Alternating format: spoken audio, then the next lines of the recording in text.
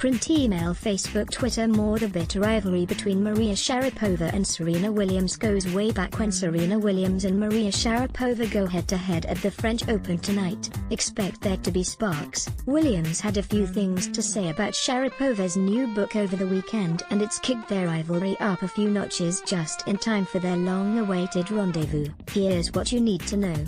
Williams and Sharapova have been fierce rivals for 14 years. It all started back in 2004 when Sharapova beat Williams in the Wimbledon final. Sharapova was just 17 years old at the time, and Williams had been the two-time defending champion. Obviously it was a disappointing loss to her because she was expected to win, Sharapova told CNN in an interview last year. "I'm sure she expected to win that match. Another Wimbledon final. So I think that disappointment it stirred something up.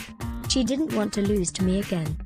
And she didn't." Williams has dominated ever since then. In fact, their on-court rivalry is so lopsided it can barely be described as such. Williams has played a total of 18 matches against Sharapova in the last 14 years, and won every time.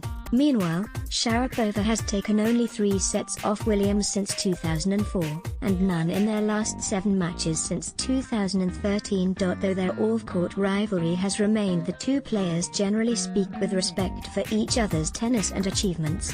But that's where the niceties end. Both Williams and Sharapova have criticized each other's private lives on several occasions, and in 2013 famously took digs at each other's relationships.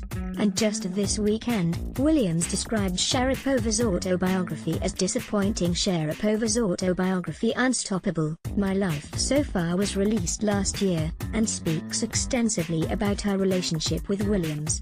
But at a press conference in Paris over the weekend, Williams described it as 100% hearsay. Media player, space to play, M to mute, left and right to seek, 5700:57. She said she was particularly disappointed that Sharapova chose to include a description of her crying in the locker room after her 2004 loss. "I think what happens there should stay there and shouldn't necessarily be talked about in a not-so-positive way in a book," she said. "I've cried in the locker room many times after a loss, and that's what I've seen a lot of people do. I think it's normal. And it's a Wimbledon final. I think it would be more shocking if I wasn't in tears. So now we wait to see who comes out on top." Both players are fired up and feel like they have something to prove, with Williams having just returned from maternity leave, and Sharapova from a 15-month doping ban. If history is anything to go by, Williams is likely to win, but former men's champion Mats Wilander says this is Sharapova's best chance to get back on top. "Maria has won here twice and her clay court is really good at the moment. You would assume Serena's not at her best," he said. As expected, Williams is excited for the challenge.